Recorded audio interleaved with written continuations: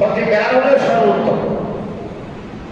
হজে ফেরত হলো তুমি সবকে রেখে হজে ফেরত হলো আপনি শুধুমাত্র হজ করার নিয়তে, হজের বিধিবিধানগুলি পালন করার নিয়তে ইহরাম পরিধান করা, শুধুমাত্র হজের বিধিবিধানগুলি পালন করবেন, সেখানে উমরার কোনো বিধিবিধান পালন করবেন না, শুধু হজের বিধিবিধানগুলি পালন করার নিয়তে ইহরাম করা, ইহরাম করে কাজ করে শেষ করা, যেন হচ্ছে একটা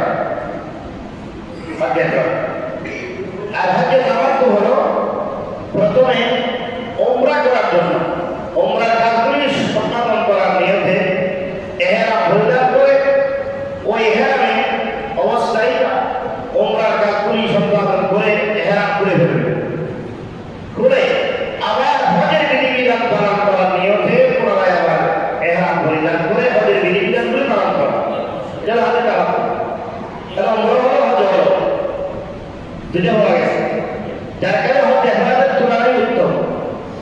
বাকি হেরাম নিবার করছে, মাঝখানে হেরাম করছে, উমরার কাজ শেষ করে হেরাম করে গেছে, সেই এইভাবে নিয়ত করছে, কষ্ট হবে বিদায়। আর হাতে কেরামের মধ্যে তার কি হলে উমরা হজ উভয়টা পালন একসাথে পালন করার নিয়তে হেরাম পরিধান করে উমরার কাজগুলি শেষ হওয়ার পরে হেরাম না করে ওই একই হেরামে হজের বিধিবিধানগুলি পালন করা হলে হজ কেরাম, এটা কষ্ট বেশি, একই হেরাম সব কাজ করে করা, এদের হচ্ছে কেরামকে সর্বোত্তম বলা হয়েছে। আমরা হজে কেরাম করার চেষ্টা করব, কারণ একই হেরামে উমরার কাজগুলি শেষ করে হজের কাজ সম্পাদন করা, আর আমরা উমরার কাজ করতে আমরা লাগবে 5-6 ঘন্টা, সর্বোচ্চ 5 ঘন্টা, সর্বোচ্চ 5 ঘন্টা উমরার কাজগুলি সম্পাদন করতে। এই 5 ঘন্টা আমি এত সব থেকে গেলে বঞ্চিত হবে, যে 5 ঘন্টায় আপনার উমরার সব কাজ শেষ, 5 ঘন্টাও লাগবে না।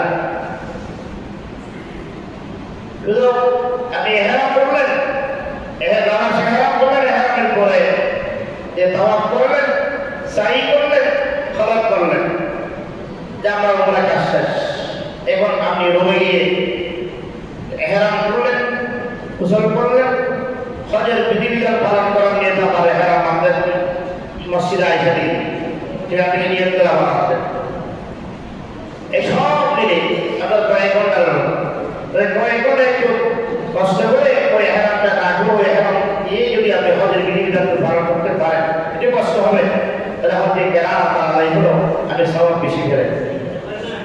আমরা তো যাচ্ছি সবাব বেশি করার জন্য, এদের খরচ করে যাচ্ছি সবাব বেশি হওয়ার জন্য, যারা হজে কেরাম করার জন্য আমরা চেষ্টা করব।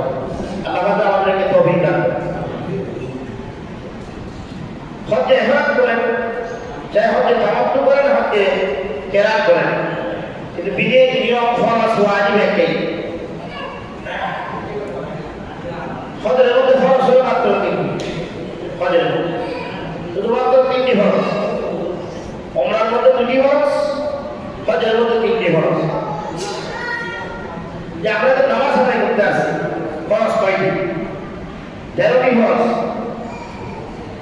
তোমার নামাজ পড়বো, ফরজ কয়টি? নামাজের ভিতরে বাইরে 13 ফরজ।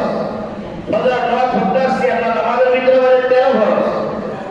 আসরের নামাজের জন্য 13 ফরজ, ওয়াজিব 14টি, সবগুলো আদায় করতে আমরা ভালো দেখতে হবে আমার কাছে। আর হজের মধ্যে ফরজ মাত্র 3টি, উমরার মধ্যে মাত্র ফরজ 2টি, আর হজের মধ্যে ওয়াজিব হলো 6টি। সুন্নাত মুস্তাহাব আমাদের কাছে, আর বাকি হলো সুন্নাত মুস্তাহাব আছে। হজের ফরজ 3টির মধ্যে একটা হলো ইহরাম পরিধান করা, যাহার যে ইহরাম করেন, হজে তামাত্তু করেন, হজে কেরাম করেন, যে ইহরাম পরিধান করা একটা ফরজ। 2 নম্বর ফরজ হলো 9 তারিখ